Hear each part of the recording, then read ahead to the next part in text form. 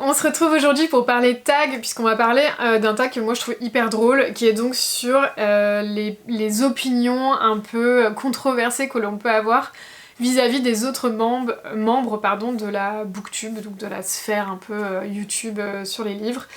Et donc je trouvais ça très drôle parce que ça permet aussi voilà, d'amener un peu de diversité dans les avis et puis bah moi c'est ce que je recherche aussi sur la sphère, donc voilà, aujourd'hui j'avais envie de faire ce tag là pour vous parler un peu moi justement de tous ces livres que j'ai aimés et vous non, que vous avez adoré, que moi j'ai pas du tout aimé, etc., etc., parce que je trouvais ça assez rigolo, donc voilà, on le prend avec humour, faut se dire qu'on n'a pas tous les mêmes avis et c'est ça qui est chouette, et donc on est parti. Je prends avec moi ma petite liste, ça m'évite de vous raconter n'importe quoi et surtout de sauter des questions, ce qui est quand même vraiment quelque chose que je peux faire. Donc on va commencer tout de suite avec une série de livres ou un livre super populaire que toi tu n'as pas aimé. Bon, franchement il y a zéro surprise, pour moi ça sera Le Pont des Tempêtes de Daniel L. Jensen, j'ai pas du tout compris la hype. Je vous en ai parlé il y a pas très longtemps quand je l'ai lu, parce que je l'ai lu cet été, donc c'est assez frais. On suit l'histoire d'une jeune fille qui va être entraînée toute sa vie pour être envoyée dans un royaume ennemi pour faire tomber le roi afin que voilà on puisse finalement s'emparer de ses richesses, etc. Et j'ai pas du tout aimé, je trouvais que l'héroïne était naïve, j'ai trouvé qu'on s'ennuyait, que la romance était hyper mal amenée, enfin pour moi il y avait rien qui allait et du coup j'ai pas du tout compris la hype parce que je me suis vraiment dit mais il y a forcément un truc dans ce bouquin auquel, où t'es passé à côté quoi, parce que tout le monde adore et toi t'es là genre bah en fait non. Donc écoutez, bah juste c'est comme ça, il y a des livres qui sont pas faits pour tout le monde et moi clairement Le Pont des Tempêtes c'est non. J'aurais très bien pu citer n'importe quel bouquin de Emily Henry, parce que comme vous savez Emily Henry c'est pas du tout l'autrice de romance qui me plaît, enfin ses romances me plaisent pas du tout. Je m'ennuie, je trouve les romances mal amenées, et en fait au bout d'un moment j'ai juste envie que ça se termine, ce qui est quand même pas l'idée quand on est une romance. C'est qu'au contraire on est vraiment hyper intéressé de savoir comment ça va se terminer, comment les deux personnages principaux vont se retrouver, et moi souvent je développe absolument aucune empathie pour ces personnages. Voilà, enfin voilà, Daniel N. Jensen, pour autant j'ai adoré une autre de ses séries, donc je sais que j'irai quand même essayer à nouveau ses livres et tout. Emily Henry, voilà, on s'est dit, on va s'arrêter là. La deuxième question, c'est une question intéressante, c'est une série de livres ou un livre que tout le monde a détesté et que vous avez aimé. Alors je vous dirais que j'ai eu du mal pour cette question parce que je trouve pas que sur la sphère booktube française, les gens soient vraiment en mode j'ai détesté ce livre, c'était vraiment horrible et tout. Alors oui, il y a des livres que vraiment les gens n'apprécient pas tellement et tout, mais je vous dirais que c'est rare que ce soit des livres que j'ai lus. Alors je sais pas pourquoi, je ne saurais pas trop l'expliquer, donc peut-être que parce que c'est dans des genres qui me plaisent pas tellement, parce que là dernièrement il y avait eu pas mal de critiques, je crois que c'était My Dark Romeo, je sais plus trop, où les gens étaient pas... Enfin il y avait eu quand même pas mal de retours assez négatifs, mais au final je crois que c'est la Dark Romance, donc de base, voilà. C'est assez rare quand même qu'on ait un avis on va dire assez généralisé je trouve sur un livre en disant qu'il est mauvais. Enfin moi en tout cas j'en ai pas vu beaucoup. Si vous en avez vu, n'hésitez pas à me le dire en commentaire, ça sera assez drôle pour moi voilà, de voir un peu ce que vous avez eu comme perception en tout cas par rapport à cette question là. En revanche, je trouve que sur les chaînes américaines on voit plus souvent en revanche des gens qui se lâchent un peu sur les livres, ou en tout cas qui se lâchent un peu plus dans des avis et qui sont un peu plus tranchés, et notamment je vous dirais que quand il y a eu toute la hype là autour de Once Upon a Broken Heart de Stephanie Garber, donc le spin-off vous savez de Caraval, qui est donc plutôt une romantasy là vraiment, et bah il y a eu pas mal de youtubeuses américaines qui avaient tendance à dire ah ouais non mais c'était trop bien, et je suis hyper surprise parce que Caraval ça me dit rien du tout, ou alors des gens qui disaient ah non mais Caraval moi j'ai essayé, en fait je me suis trop ennuyée et j'ai détesté, j'ai arrêté. Et j'étais là, mais what? Donc vraiment, moi il faut savoir que Once Upon a Broken Heart, c'est une romantasy que j'ai beaucoup aimée, je trouve que c'est une romantasy de qualité, j'aime beaucoup la plume de Stephanie Garber, c'est quelqu'un qui arrive à m'imprégner dans ses livres, c'est incroyable, mais Caraval pour moi, c'est genre un temple, enfin c'est-à-dire c'est genre la série qu'on ne peut pas toucher, enfin vraiment, je suis plus du tout objective en fait sur Caraval parce que c'est une série qui m'a transcendée. J'ai adoré Caraval. J'ai trouvé que l'univers qui avait été écrit était incroyable. Et donc du coup, sachant en plus que Once Upon a Broken Heart fait partie de cet univers, j'ai pas compris en fait qu'on puisse dire que l'un était bon et l'autre était mauvais au point qu'on dit NF au bout de 100 pages quoi. J'étais là, ok, intéressant. Donc voilà, si c'était cette anecdote que j'avais envie de vous citer parce que vraiment, si typiquement vous avez adoré Once Upon a Broken Heart, mais lisez Caraval. Enfin, Caraval, c'est vraiment... C'est un côté un peu young adulte, mais c'est tellement beau. La façon dont c'est écrit, c'est tellement bien écrit. Enfin, vraiment, vous regretterez pas. Après, il y a une question que j'ai trouvée très drôle. Et vous allez voir, on a l'impression que je suis un peu focusée sur une autrice, mais bon, que voulez-vous, c'est comme ça. C'est genre un triangle amoureux que tu n'as pas aimé, ou un OTP, donc vous savez, c'est les One True Pairing, c'est vraiment le couple phare que toi tu n'as pas aimé. Et là, je pense que ça va vous faire marrer, mais moi c'est genre Dorian et Manon. Genre pour moi ça l'a pas fait du tout. Enfin c'est dans Throne of Glass du coup de Sarah J. Maas. C'est vraiment un couple où j'étais genre oh non. Enfin vraiment en fait je trouve Manon tellement mais 10 milliards plus badass que Dorian que tu sais vous savez j'ai l'impression de voir un petit puppy avec un Doberman quoi. Enfin tu sais je suis un peu genre c'est un peu weird. Et donc non quoi. Enfin moi ça l'a pas du tout fait ce couple là. Alors que je sais qu'en plus il est ultra apprécié et je comprends parce que le personnage de Manon je le trouve génial. Mais vraiment je comprends pas. Et après honnêtement ça va peut-être vous faire rire mais je pense qu'à peu près tous les couples de Crescent City ne me conviennent pas. C'est-à-dire que bon déjà le couple principal au bout d'un moment, elle m'a tellement saoulée que limite j'aurais aimé que lui s'en défasse. Enfin, voilà. Enfin, Crescent City, vous savez, pour moi, ça a fait vraiment ça.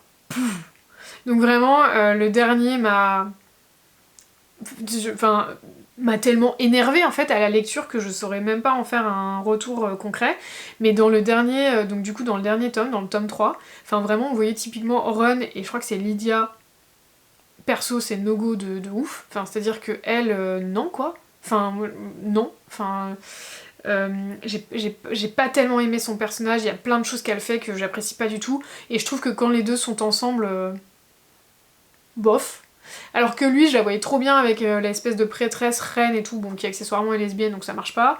Mais bon, voilà. En fait, en gros, tous les couples qui ont été formés, je pense que je les aurais mis avec d'autres personnes. Le Triton et sa nana, là, qui sort de nulle part, pareil. Mais what? Enfin, non, quoi. Donc, j'ai pas compris. Enfin, vraiment, j'ai pas compris. Non. Enfin, ça m'a pas du tout convaincu quoi. Donc voilà, j'ai l'impression qu'elle faisait genre des bon bah toi tu vas avec lui, toi tu vas avec lui, tu vas avec lui, mais au final, sans vraiment comprendre pourquoi. Autant vous dire que si Azriel, je crois que c'est Azriel, ou Azrael, j'ai un petit doute, je vous remettrai, et Hélène finissent ensemble dans le prochain Cotard, bah ils iront direct dans cette réponse-là, hein. Enfin clairement, au secours. En fait, s'il finit pas avec Gwen, je pense que j'arrête de lire cette série. Voilà, pas du tout drama queen, hein, comme vous pouvez le constater dans cette vidéo.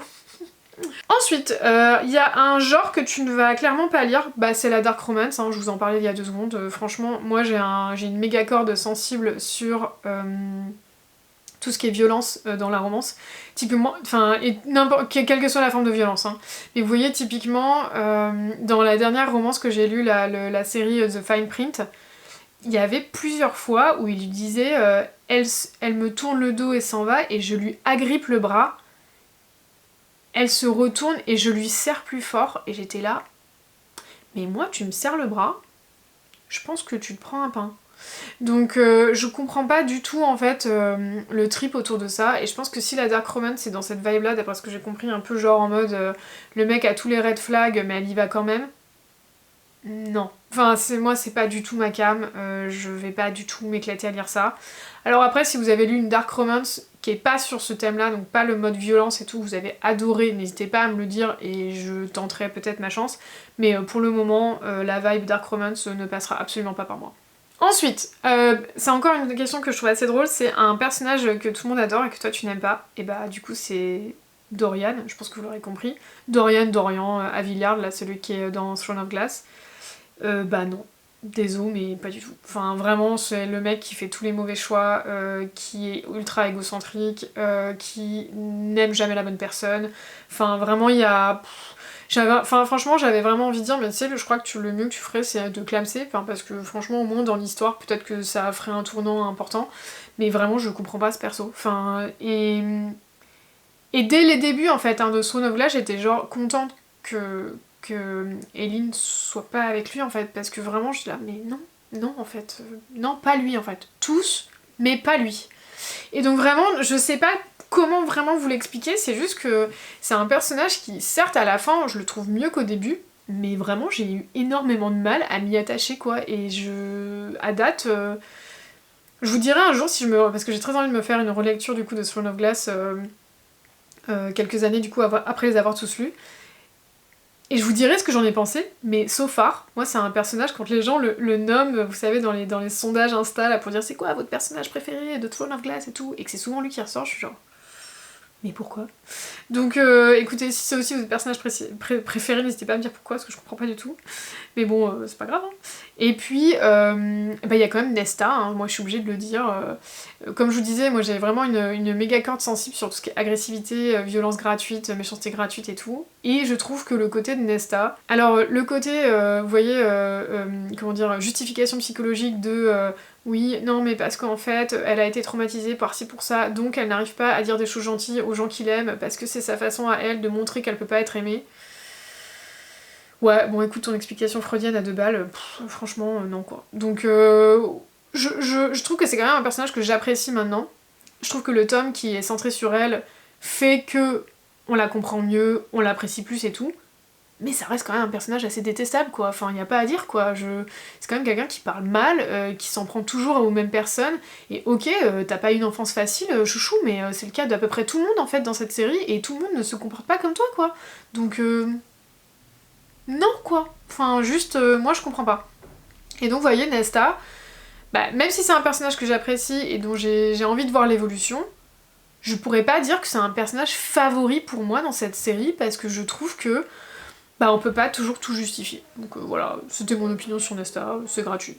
La question suivante c'est quel est l'auteur ou l'autrice vers lequel vous n'êtes jamais allé. Et écoutez, moi c'est Jennifer L. Armentrout qui a écrit du coup je crois Le sang et la cendre, et qui a écrit aussi une série qui est sortie il y a pas longtemps où pareil il y a eu beaucoup de bruit, qui s'appelle Wicked.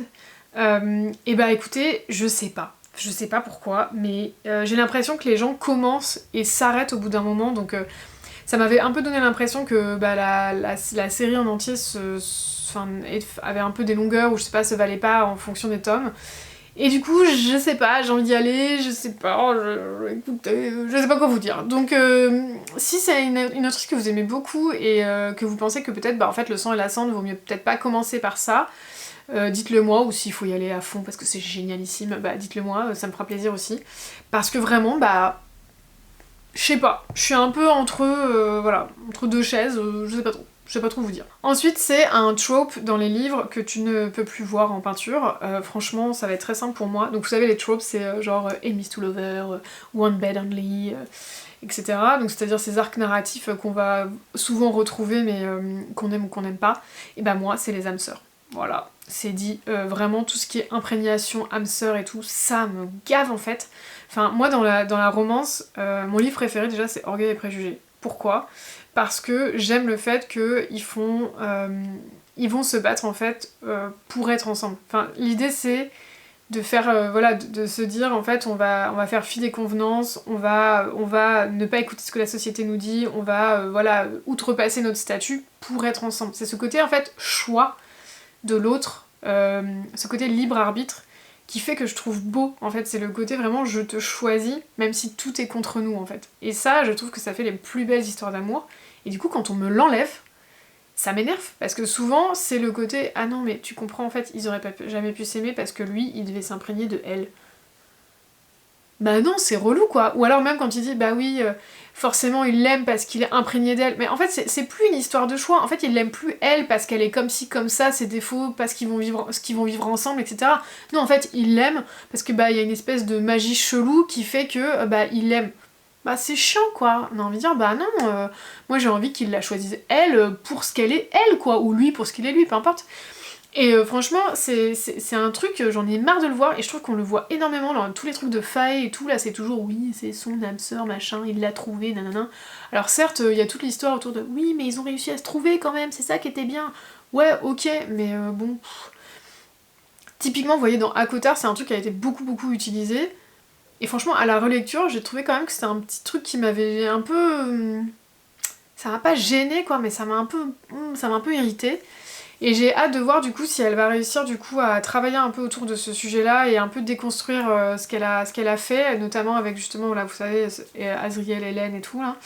Parce que vraiment, enfin moi ça me dérange. J'ai envie qu'on retrouve ce côté, ils se battent et machin, et voilà, moi il me faut ça, j'ai besoin de libre arbitre, c'est important. Après, il y a une série populaire que tu ne liras jamais et qui a absolument aucun intérêt pour toi. Bah, je suis désolée, mais ça va être The Mortal Instrument. Enfin, il y en a 12 milliards, j'ai l'impression que tous les 2-3 ans, il y a un truc nouveau qui sort. Et franchement, ça m'a jamais fait envie. J'ai regardé la série, j'ai vu le film, que j'ai trouvé divertissant dans les deux cas. Je pense pas que c'est une histoire qui me plaît de dingue. Après, j'aime pas trop l'urban fantasy, hein, c'est pas trop ma cam hein, de base. Donc je pense que ça explique aussi pourquoi. Et puis j'avais quand même essayé avec un tome qui se passait dans l'ère victorienne pour me dire bah allez tu vas pas mourir idiote, vas-y essaye et tout.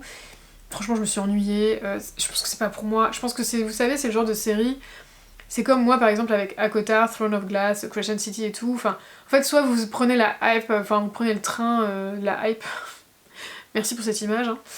Quand il passe, il y a de nombreuses années, et puis en fait, à la fin, bah, vous avez plus vraiment d'objectivité sur toutes ces séries, c'est juste qu'en fait, vous adorez l'univers, vous avez pas envie de quitter les personnages, et vous continuez à lire et tout. Moi, mon sentiment, c'est que The Mortal Instrument, c'est ça, c'est que c'est en fait, c'est un attachement émotionnel, mais soit on a pris le truc, soit on l'a pas pris, et je suis pas sûre qu'en fait, de le prendre 10 ans plus tard, ça soit vraiment faisable, et de trouver une qualité, en fait, dans toute cette série, bien plus tard. Peut-être que c'est le cas, mais moi j'ai un peu l'impression que c'est ça, j'ai un peu l'impression que le train est passé et qu'en fait bah, je suis juste pas montée dedans et qu'aujourd'hui j'aurais du mal à courir après. Je pense qu'on va s'arrêter là avec cette métaphore. Donc voilà, mais moi c'est un peu mon sentiment avec The Mortal Instrument, c'est pas fait pour moi, même si je pense que ça doit être une série bien, bah je la lirai pas. Le dernier qui était assez drôle, et j'ai mis vraiment du temps à choisir, mais je pense que je suis assez au clair avec ma réponse, c'était on dit toujours que le livre est mieux que le film, mais pas cette fois-là. Et bah écoutez, moi ça va être la série plutôt Grisha, parce que j'ai donc été... Je vous remettrai le nom, ça s'appelait pas comme ça je crois. J'avais lu du coup le premier livre de Leigh Bardugo il y a très longtemps, quand c'était sorti en français pour la première fois. Et j'avais pas du tout aimé.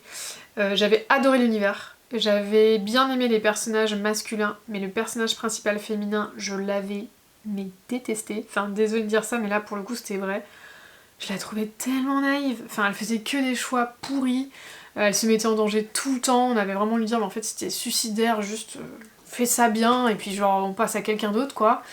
Mais vraiment c'était une série qui m'avait pas plu quoi, et je comprenais pas parce que tout le monde était à fond, était là oui le Grishaverse, et puis après il y avait d'autres livres qui étaient sortis et tout machin, et je disais mais pourquoi cette meuf est insupportable en fait. Et donc ensuite est sortie la série. Et au final, j'ai trouvé la série géniale. J'ai quand même trouvé que l'héroïne était assez naïve et faisait des choix extrêmement discutables. Néanmoins, j'ai trouvé que l'esthétique était magnifique. C'était une série extrêmement bien réussie. L'espèce de mash-up avec les personnages de Six of Crows, j'ai adoré. Donc voilà. Donc écoutez, ça c'est pour moi c'est voilà, c'est mon exemple de la série. Je l'ai trouvé mieux que le bouquin. Et voilà pour toutes ces unpopular opinions. Ça me fera plaisir de vous avoir en commentaire pour voir s'il y a des choses que vous partagez avec moi ou pas. En tout cas moi ça m'a bien fait rire de faire cette vidéo parce que je trouve que c'est quand même rigolo voilà de temps en temps de dire bah voilà, il y a aussi des trucs qu'on n'aime pas en fait. C'est vrai qu'on passe beaucoup de temps à encenser des livres qu'on a adorés, et Dieu merci qu'on passe plus de temps à faire ça que de passer du temps à dire ah, ça j'ai trop pas aimé, alors ça lui qu'est-ce qu'il est bête, machin.